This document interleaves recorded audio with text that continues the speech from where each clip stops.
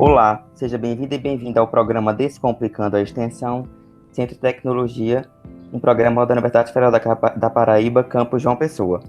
Neste nosso sétimo episódio, temos a presença do atual diretor do Centro de Tecnologia, o professor Dr. Marcel de Góes Pinto. Olá, João. Prazer estar aqui conversando com você hoje. Igualmente, o professor Marcel possui graduação em Engenharia de Produção Mecânica e mestrado em Engenharia de Produção, ambas pela UFPB, e doutorado em Engenharia Industrial pela Universidade de Grenoble-Alpes, na França. Desde 2009 está lotado no Departamento de Engenharia de Produção, onde as principais áreas de interesse são sobre engenharia do produto, envolvendo desenvolvimento de produtos para pessoas com deficiência, a questão também da mobilidade urbana alternativa e também problemáticas como gestão de resíduos sólidos urbanos e gestão da qualidade. Então, o professor é muito envolvido com a questão da inovação e da inclusão. Exatamente. O senhor hoje em dia é diretor, mas além disso ainda é servidor atualmente e já foi discente. Como é que foi sua primeira experiência com a extensão? Então, ao ser diretor, a gente não deixa de ser servidor, né? Somos servidores públicos. E partindo assim para a questão da extensão, que é o cerne da sua pergunta, a minha primeira experiência não foi como estudante. Realmente, assim, a época eu realizei muitas atividades de estágio na graduação. Eu fiz 4 estágios em 4 empresas diferentes durante o meu curso. Foi bem intensa a minha vida empresarial, digamos assim. E a minha primeira experiência com extensão foi já como docente, lá para 2009, 2010, em que 4 ou 5 professores do Departamento de Engenharia de Produção escreveram projetos vinculados ao programa da Prefeitura Municipal de João Pessoa, que era o projeto do Cinturão Verde. E esse projeto envolvia a melhoria da gestão desses pequenos empreendimentos que ficam nesse chamado Cinturão Verde, ligados à produção de alimentos, tanto pecuária quanto a parte agrícola. Então, eram realmente muito pequenas empresas e, nesse momento, eu já senti algumas dificuldades, porque quando você faz extensão, quando você começa a desenvolver as atividades, você percebe algumas dificuldades, né? E sempre aquela reclamação que muitos professores fazem, os estudantes acabam incorporando a reclamação da ideia de que a extensão é o primo pobre da universidade. E, de fato, talvez não relacionada a bolsas, porque hoje as bolsas têm o mesmo valor, né? A bolsa de extensão, bolsa de monitoria, todas as bolsas têm um valor igual do ponto de vista dos estudantes. Mas o financiamento das atividades que são feitas pelos docentes, pelos estudantes, pelos técnicos administrativos, in loco, fora da universidade, eu acho que isso é uma coisa que a gente precisa melhorar enquanto instituição para dar mais apoio, ou até mesmo ter contrapartidas dos setores, principalmente se forem setores empresariais ou do poder público, que a gente tenha contrapartidas de modo que, uma coisa que eu sempre digo para os meus colegas, quem faz extensão tem que parar de botar a mão no bolso. Muitos professores, por amor ao que fazem, por paixão àquilo que fazem como extensão, e tem aquela dedicação maravilhosa, mas não, eu quero que aquilo funcione, bota a mão no bolso, paga alguma coisa. Muitas vezes os próprios alunos, por verem a situação de alguns projetos que eles se envolvem população em vulnerabilidade social, os próprios estudantes se tocam, os técnicos também botam no próprio bolso, e eu acho que a gente precisa ter contrapartidas de empresas, contrapartida do poder público, até mesmo da nossa instituição para financiar. Então, essa minha primeira experiência me trouxe essa sensibilidade, digamos assim, de verificar que a gente precisa ter um apoio maior financeiro mesmo para que as atividades não dependam dessa benevolência de quem faz extensão. A questão do fomento ao financiamento tem idade de vir para os projetos, esperamos. É verdade. Com isso que o senhor falou, para o senhor, qual a diferença da extensão que ela proporciona mais para o estudante e para o grupo que de forma é atingido?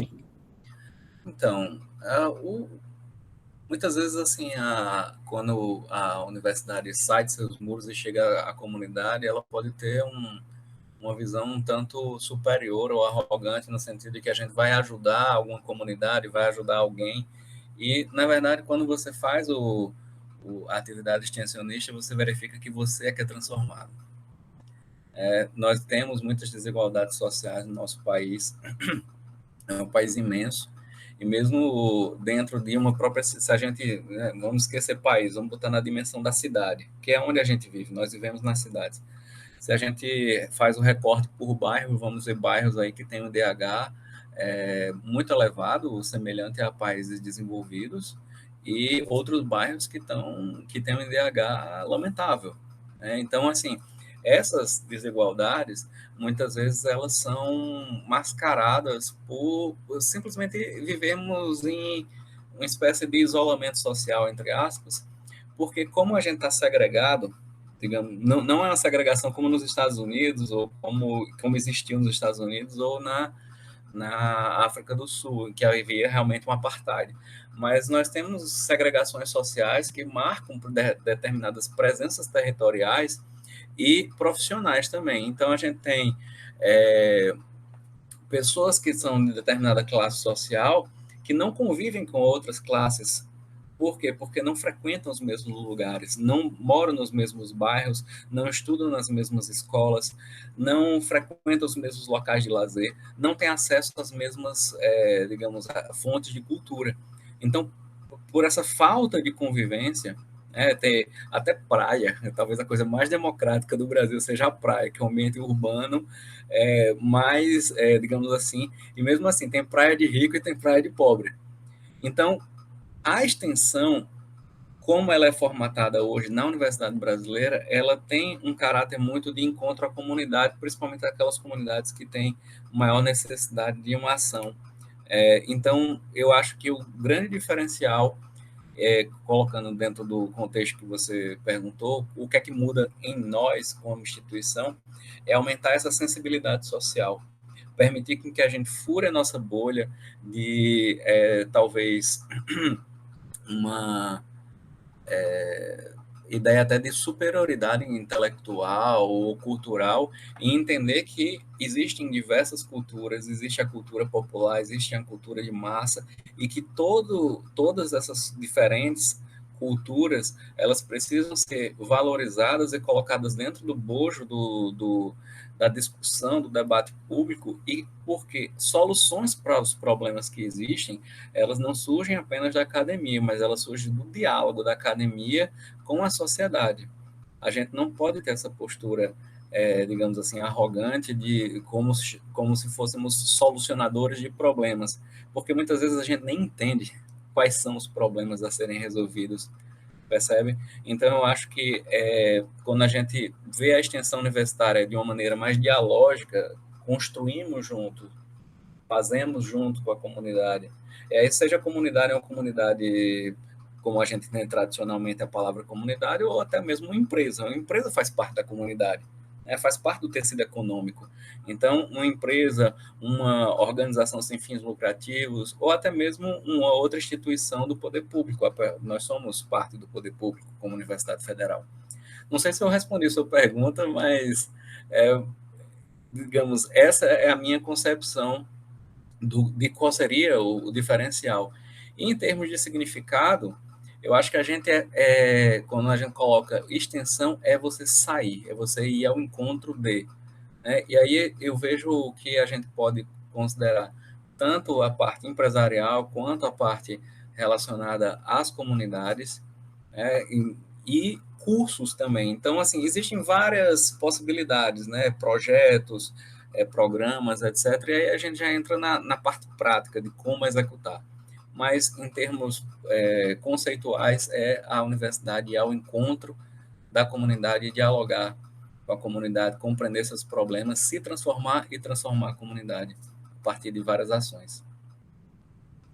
Praticamente o que o senhor falou foi a questão da inclusão, a questão da inclusão social. Os seus projetos geralmente são voltados para a inclusão de pessoas com deficiência. Sim. Atualmente, o senhor está com um projeto que está no seu segundo ano que fala sobre parada de ônibus inteligente para pessoas com deficiência visual. O senhor poderia contar um pouco dos motivos que fez o senhor, os motivos e o que incentivou o senhor a realizar esse projeto de extensão? Então, trabalhar com tecnologias assistivas voltadas para pessoas com deficiência, é algo que eu faço há algum tempo já. Isso começou a partir de uma sensibilidade do colega, professor Antônio Gualberto Filho, ele é professor do departamento, e ele foi meu professor e hoje é meu colega. E quando eu entrei na instituição como professor, foi para ser professor da disciplina de desenvolvimento de produtos, e a gente conversou bastante, e ele falou que estava muito interessado nessa área de desenvolvimento de produtos para pessoas com deficiência. E me apresentou alguns projetos que os alunos já vinham desenvolvendo, e aquilo me sensibilizou. Não tenho... Muitas vezes quem trabalha com tecnologia assistiva tem alguma coisa em casa, digamos, algum fenômeno pessoal, familiar, tem um familiar que é cego ou que é portador de surdez, e não foi o caso, foi mais a questão dessa sensibilidade. Você vê como os colegas, as pessoas que estão ao nosso redor nos influenciam, né? E a partir disso, todos os projetos que a gente desenvolvia na disciplina de planejamento, projeto e produto, elas tinham a temática, né, eu colocava esse desafio para os alunos, de trabalhar projetos para pessoas com deficiência. E alguns projetos a gente ia pensando e vendo o potencial e também via o interesse dos alunos em continuar esses projetos. Então, um grupo propôs esse abrigo de parada de ônibus, voltados para pessoas cegas, e que a ideia era que foi um problema que eles descobriram a partir do contato com o Instituto dos Cegos e conversando com pessoas cegas, que a maior dificuldade que eles tinham não era necessariamente o trajeto até o ponto de ônibus, mas quando estava no ponto de ônibus, identificar qual era o ônibus dele e pedir parada, porque não tem nenhum indicador. E muitas vezes o que acontece? Ele fica dependente de uma pessoa que enxerga. Solicita a uma outra pessoa, por favor, quando passar o ônibus tal, 511, 517, 3.500, enfim, pare o ônibus e me coloque no ônibus porque é o meu. E às vezes acontecia da pessoa esquecer, ir embora e não avisar o cego que não estava olhando por ele. Então era um constrangimento, era um atraso de vida, literalmente. Então, essa situação levou esses alunos a propor um sistema de um painel em que teriam as linhas, né, que eram servidas naquela parada de ônibus. A pessoa apertaria e esse painel acenderia, e a partir desse painel dizendo que tem uma parada para o 512, 500, sei lá, qualquer linha que seja, o motorista iria ver e a partir disso ele parava para a pessoa cega entrar. E aí esse projeto foi melhorando, a gente foi isso aí foi na disciplina, a gente teve um grupo de estudantes que veio da Universidade de Grenoble, na França, e eu botei o desafio para fazer na verdade foi o segundo ano desse projeto, e depois a gente fez pela primeira vez a apresentação desse projeto à Prefeitura Municipal de João Pessoa e às empresas de ônibus. Colhemos muitas críticas positivas e aquelas que precisavam de pontos de melhoria, e a gente voltou para a parte projetual. Ano passado foi quando a gente colocou o desafio de eliminar o painel e colocar a informação diretamente no painel do ônibus para o motorista, e não um painel como um mobiliário urbano, percebe? O que as empresas de ônibus nos deram como feedback era a dificuldade do motorista enxergar ao longe o pedido de parada e o risco de um acidente de trânsito caso ele necessitasse ficar procurando dentro desse painel se a sua linha estava sendo chamada. Então, a gente foi melhorando o design da parada de ônibus, ela foi ficando mais bonita ao longo dos anos, e a gente foi fazendo essas mudanças tecnológicas. E hoje a gente está dentro do contexto de fechar o design, fechar o conceito, trabalhar a tecnologia, tanto do ponto de vista do cálculo estrutural, né, quais são os materiais que a gente vai utilizar, e fazer o custeio disso, e fazer o desenvolvimento da comunicação sem fio entre a parada de ônibus e os ônibus, né? Então, a gente está como mudou a prefeitura, a gente precisa reapresentar o projeto e vender de novo a ideia e tal, mas eu percebo que é um projeto que atrai grande simpatia das pessoas, até porque ele também é um projeto de design universal. Significa que... E outra coisa interessante, desculpa, eu não sei se eu estou me alongando demais nas minhas respostas, mas a gente tinha pensado inicialmente de colocar um botão para cada linha de ônibus, como se fosse um painel de elevador. E aí mudamos de conceito também para um teclado de telefone. A ideia de um teclado de telefone, porque aí com ele você digita qualquer que seja a linha, e aí, independentemente do número de linhas que for servida naquela parada de ônibus, você tem a mesma interface do usuário. E é uma interface que é utilizada por todo mundo e tem adaptação para Braille. A ideia também é que a parada de ônibus tenha o mapa da cidade para pessoas que enxerguem, o mapa da cidade e o mapa tátil. E a pessoa possa perceber visualmente ou por meio do tato quais são as linhas, quais são os trajetos, quais são as paradas de ônibus. Fizemos um trabalho também que foi muito pesado, que foi de levantar todas as linhas que passavam ali pelo Centro de Tecnologia e ver ponto por ponto de ônibus, e nós nomeamos todos os pontos de ônibus da cidade que tinham linha, que eram servidos por essas linhas. Então, a gente propôs também para a prefeitura uma metodologia para fazer a denominação de cada parada. Eles queriam fazer por codificação, a gente fez uma metodologia que era mais assim, o sobrenome da rua principal com o sobrenome da rua perpendicular mais próximo da parada.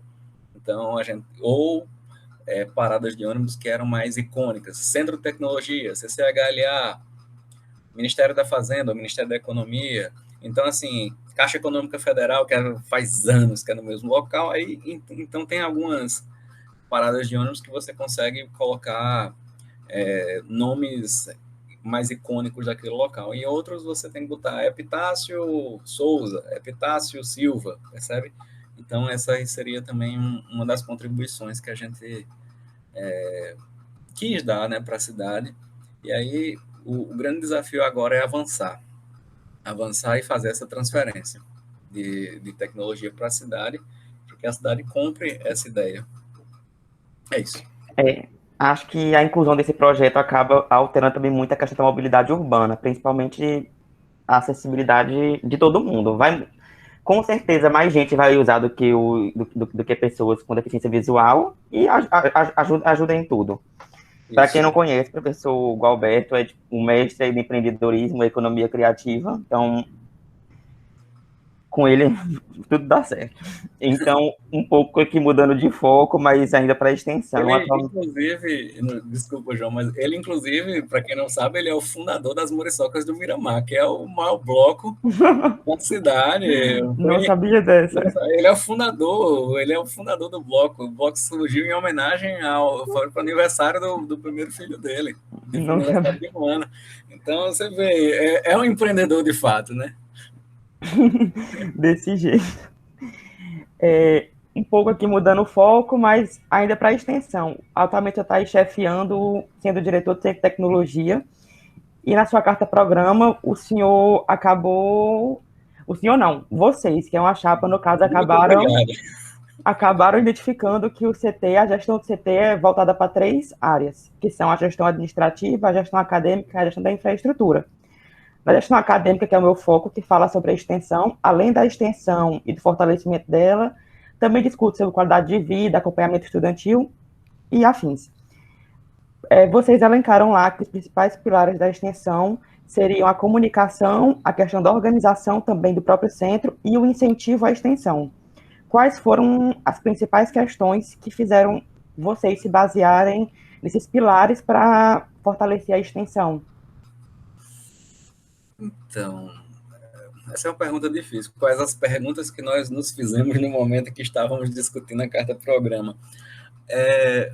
João, escrever a carta-programa foi uma experiência muito interessante, porque ela não foi escrita por uma pessoa, ela foi escrita por várias pessoas ao mesmo tempo e cada um dando uma contribuição naquele local em que ela percebia como mais importante e mais interessante. Nós dividimos em 3 grupos, um grupo mais ligado aos 3 eixos que você levantou, né? A parte acadêmica, infraestrutura e gestão acadêmica, e a gente fazia discussões e tinha um arquivo dentro da plataforma, não vou falar o nome, né? Dentro do Google Docs, e eu estruturei toda a carta-programa e a professora Amélia Panet, que é a atual chefe do Departamento de Arquitetura e Urbanismo, ela fez uma sugestão de uma organização em relação a eixos, metas, ações, seria a partir dos eixos termos alguns, deixa eu ver se eu me lembro aqui a palavra, Linhas? as linhas, isso. A partir do eixo, a gente tinha as linhas de ação, dentro das linhas, as ações e cada ação com suas metas. Então, essa foi a forma que a gente estruturou. E a partir disso, cada grupo foi trabalhando a sua parte. Em relação à extensão, eu também não consegui participar de todas as discussões. Nós somos um grupo, e é um grupo grande de pessoas, né? Se não fosse grande, não teríamos sido eleitos, né? Porque é um grupo de pessoas que abraçou a proposta. Mas abraçou a proposta não só para votar, mas abraçou a proposta para construí-la. Isso aí que é o mais interessante. Então, aquelas questões que eu trouxe logo no início da nossa conversa relacionada a fomento foram uma das mais levantadas. Né? Como a gente buscar fomento para as atividades e os professores que pararem, professores, como eu falo professores, mas também existem projetos de extensão feitos por técnicos administrativos e todos são feitos por alunos, né? Então, todos os estudantes participam. Então, uma das questões era essa. Outra questão também foi envolvendo a ideia de uma extensão que dialogue com a comunidade e não que chegue como de cima para baixo para resolver problemas. Um dos aspectos também que eu levantei muito nas discussões foi o fato de que precisamos, dentro do Centro de Tecnologia, defender a ideia que a extensão voltada para as empresas é extensão. Porque muitas vezes há uma discussão dentro da nossa universidade que a extensão que tem um caráter mais, digamos, social para comunidades que têm vulnerabilidade social é a, entre aspas, verdadeira extensão. E eu defendo simplesmente com a questão relacionada à própria importância da economia. Muitas vezes os professores chegam para fazer uma intervenção junto com seus estudantes, técnicos, laboratório, etc., dentro de uma empresa, e muitas vezes essas empresas estão com problemas muito sérios, seja problemas técnicos de produção, problemas relacionados à gestão financeira, à gestão da qualidade dos seus produtos, desperdício, meio ambiente, tanta coisa que a gente pode ajudar, que você traz benefício social. Por exemplo, o primeiro e o maior de todos, na minha opinião, é a sobrevivência da própria empresa. Porque quando a empresa sobrevive, ela mantém os empregos que ela gera. Então já tem um benefício social aí. A manutenção daqueles empregos, a possibilidade dessa empresa crescer, a possibilidade dessa empresa parar de poluir, a possibilidade dessa empresa parar de acidentar os seus funcionários. Então, eu acho que a gente tem que ter uma visão um pouco mais aberta e eu diria até um pouco mais generosa, no sentido de que, tudo bem, se eu tiver uma multinacional gigantesca que está querendo, digamos, explorar a universidade de alguma maneira, aí eu acho que a gente precisa ter alguns cuidados, de fato. Uma empresa pode pagar uma consultoria, pode pagar algo, mas micros e pequenas empresas, empreendedores individuais, que não diria basicamente, mas que são o grosso daqueles que são beneficiados com as ações de extensão, por ser empresa, a gente não deveria dizer que não é extensão de verdade ou não é extensão. É extensão, sim, é a universidade extramuros, é a universidade na sociedade, trazendo benefício a partir do conhecimento, da expertise que ela guarda dentro de si e que deve transmitir para a sociedade, né? Aí já estou entrando na ideia de transmitir, né? Mas deve dialogar com a sociedade. Infelizmente, a gente está, desde o ano passado, vivendo uma situação é, de problema humanitário e de saúde e sanitário também. É, e isso acabou afetando muitas questões da extensão. Então, muitos projetos que antes eram de intervenção passaram a ser apenas de vamos criar um projeto, planejar um projeto para quando as coisas voltarem ao normal, vamos fazer dar certo. E já passou mais de um ano e isso acabou tendo impacto. Quais os principais pontos que o senhor acha que essa nova conjuntura proporcionou para a extensão, tanto positivos como negativos? É difícil assim a gente dizer, vamos falar os pontos positivos que a pandemia trouxe. Eu me sinto muito incomodado com essa formulação de frase. A pandemia traz sofrimento, dor, morte e saudade das famílias, sofrimento. Nós perdemos colegas dentro do Centro de Tecnologia. Então, eu diria que, o que é, quando a gente fala o que é que a pandemia trouxe de bom, bom, existem consequências positivas que partem da capacidade do ser humano de se adaptar às adversidades. Mas a gente dizer que a pandemia trouxe algo bom, o melhor é não ter pandemia, né? Tenho certeza que nós todos estávamos, digamos, em uma situação de vida mais feliz do que recebendo a notícia de todo dia 1.000, 2.000, chegamos até 3.000 e poucos mortes por dia. Com a vacinação avançando, esse número tem reduzido, mas ainda assim, para mim, não é normal 800 mortes por dia, tanto, e assim, por causas evitáveis, né? Hoje eu tomei a minha segunda dose, vários colegas também do CT estavam lá, da universidade, estavam lá tomando a segunda dose, e eu espero que em pouco tempo a gente possa voltar a uma convivência mais contínua e mais próxima uns dos outros, né? A gente não tá, hoje a gente está aqui virtualmente conversando, né? Então, talvez estivéssemos conversando na sala e gravando essa entrevista com um celular, por exemplo. Bom, com relação à consequência de todo esse contexto nos projetos de extensão,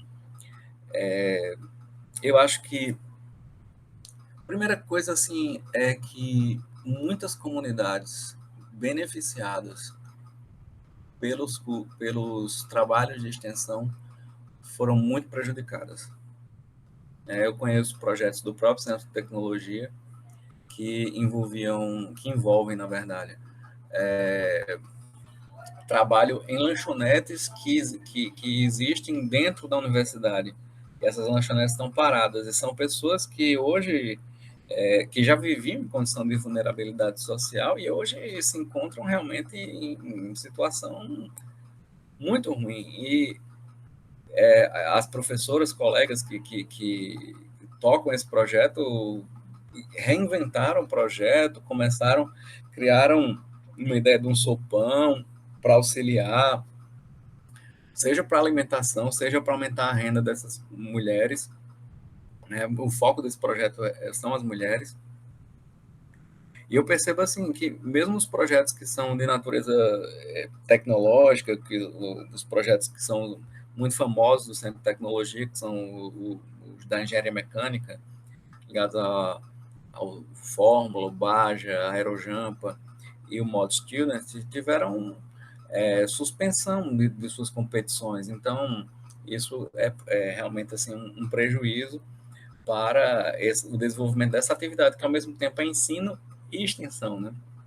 O, o que eu percebo, assim, o que eu elogio é a nossa capacidade de nos adaptar. Então, a criatividade das pessoas que fazem extensão na UFPB, no CT, fez com que a gente tentasse alguma alternativa, alguma solução, e muitas dessas soluções que foram criadas podem permanecer. Por exemplo, eu acho que muitos programas que não se comunicavam muito bem passaram a ter um Instagram, e com essa ferramenta de redes sociais, seja Instagram, Facebook, etc., passou a comunicar mais para a sociedade aquilo que a universidade fazia, e isso pode ficar.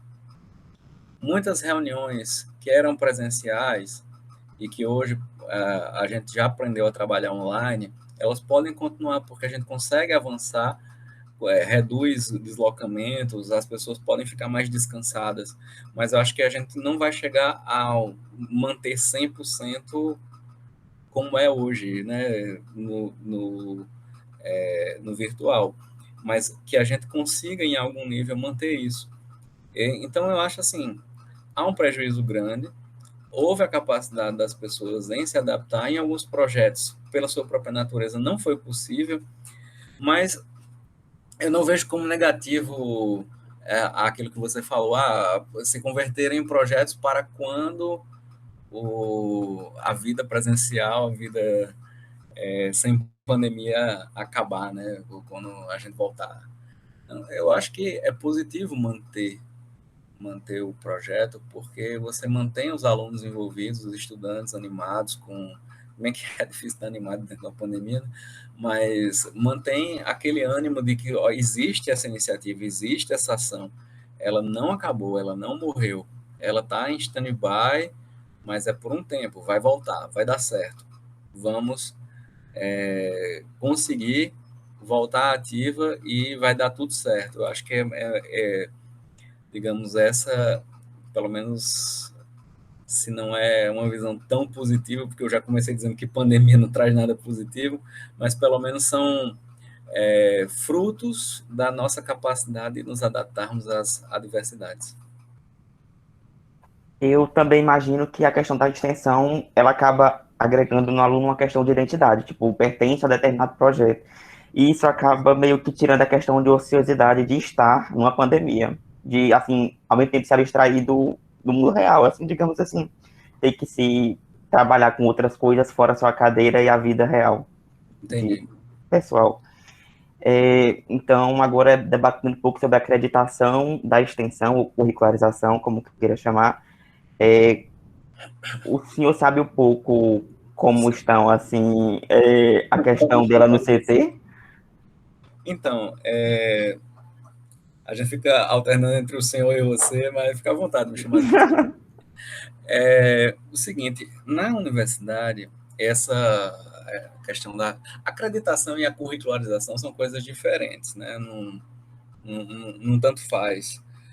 Curricularizar é você ter dentro do currículo, oficialmente, algumas atividades em que eu dou crédito se a pessoa fizer isso, isso e aquilo, que já está previsto dentro do PPC.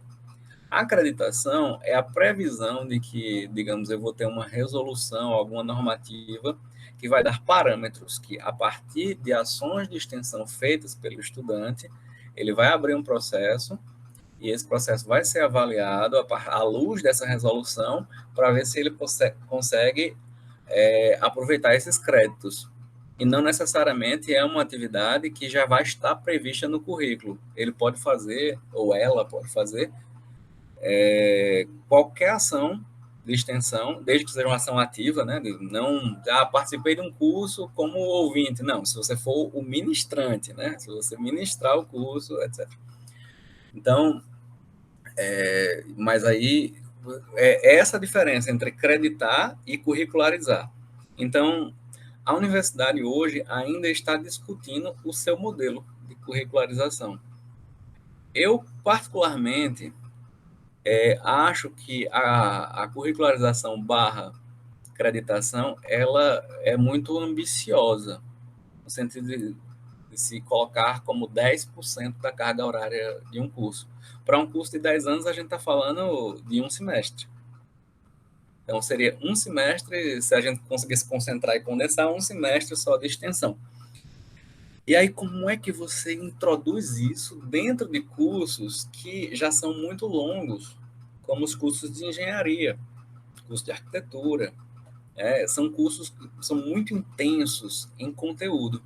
E a gente parte do princípio em que a gente precisa fazer uma adequação dos nossos cursos à nova forma de vocês jovens aprenderem, que é uma forma mais experiencial do que propriamente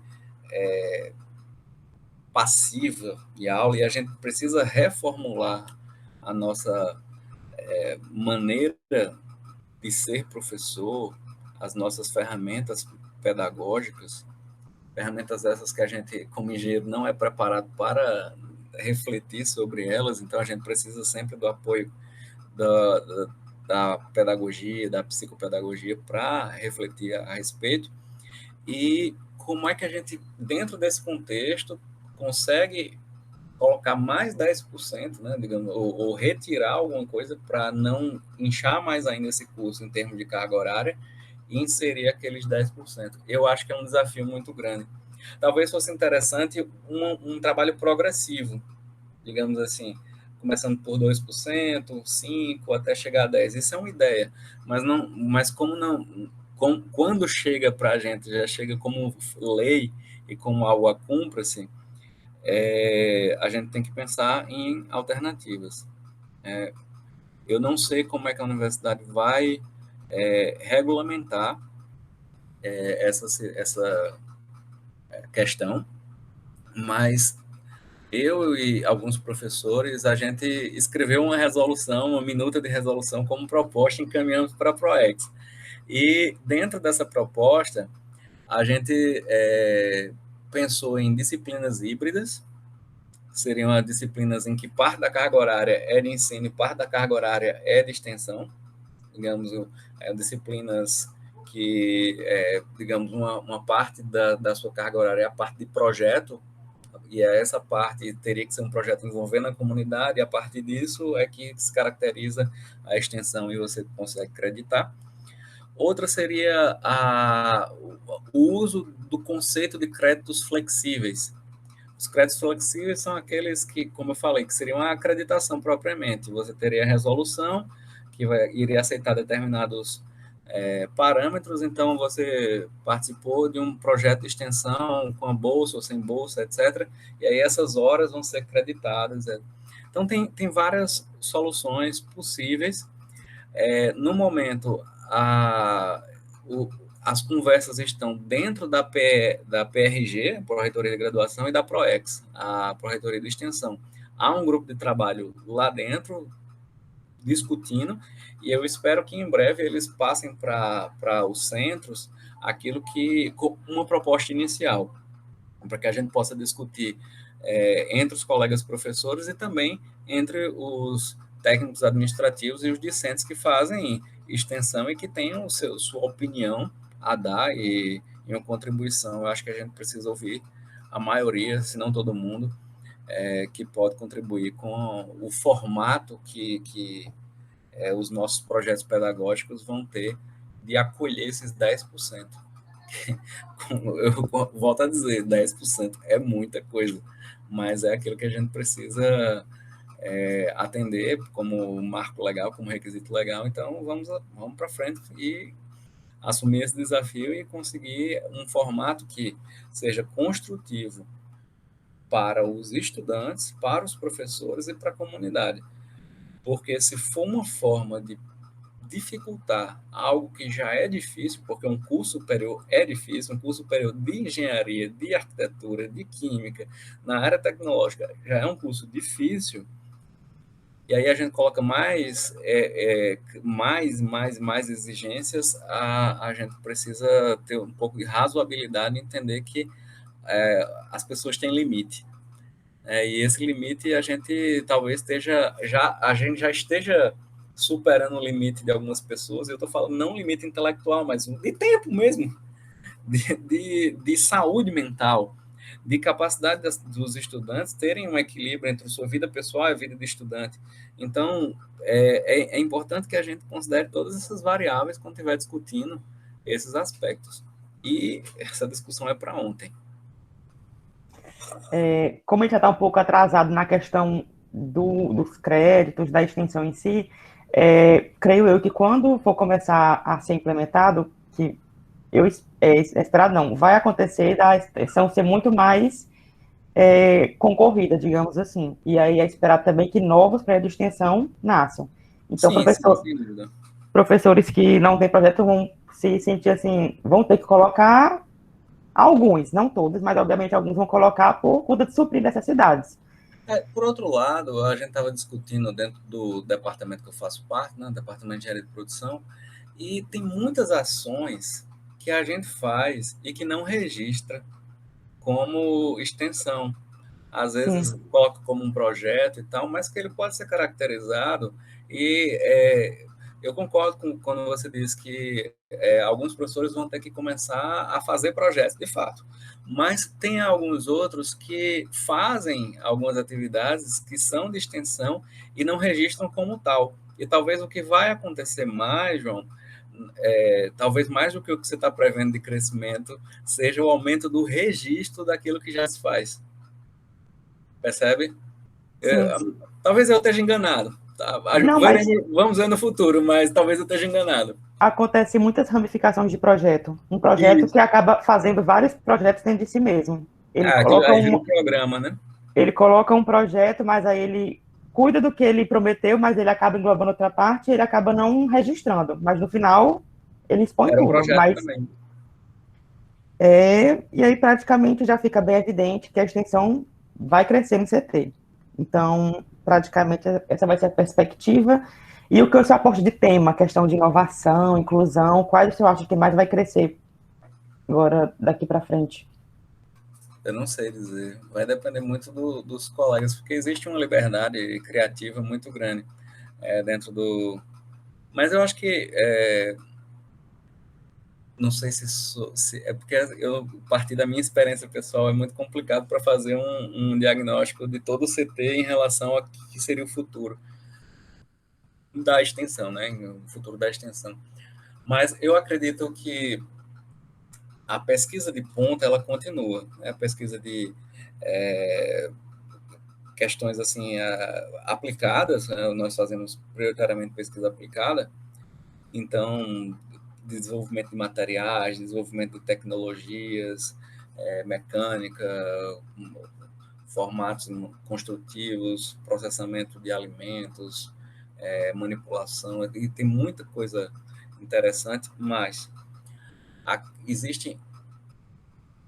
Por isso que eu não consigo distinguir entre inclusão e inovação, porque eu acho que muito do que se faz em extensão em termos de tecnologia, ela cai no campo das tecnologias sociais, que não são necessariamente tecnologias de ponta, mas são tecnologias que são consideradas de baixa intensidade tecnológica, mas que têm um alto impacto, porque as pessoas que são beneficiadas, digamos assim, não têm muito para contribuir em determinado problema. Por exemplo, o problema da água, o problema da agricultura de subsistência, o problema das fontes de energia, por exemplo, ou até mesmo da economia cíclica, em que, por exemplo, voltando ao meu projeto inicial, junto ao Cinturão Verde. Então, você tem toda a cadeia produtiva do porco, por exemplo, mas você tem os resíduos que são gerados dessa cadeia. Então, o que é que você faz com isso?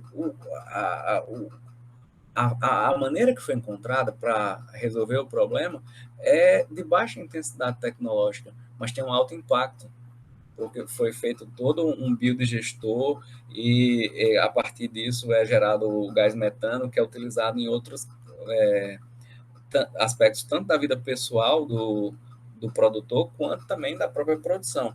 Então, por isso que eu acredito que não vai ser ou inovação ou inclusão, vai ser inovação de talvez baixa intensidade tecnológica que gera um alto impacto dentro de alguns contextos que são menos beneficiados por conta da sua própria ausência de capital. Muito obrigado pela resposta. E por aqui já acabaram as perguntas e muito obrigado por tudo. Obrigado a você, João, pelo convite e estou à disposição sempre que precisar. Então, com a finalização do senhor, eu encerro o programa de hoje, primeiro agradecendo ao senhor pela participação e pela disponibilidade de ter participado. Você foi uma pessoa muito viável, acessível, no caso. E para entrar em contato com o nosso programa, basta entrar em contato pelo nosso e-mail ou Instagram, que estão na descrição do podcast. E o programa é a realização da assessoria de extensão do Centro de Tecnologia. Até mais. Tchau, tchau.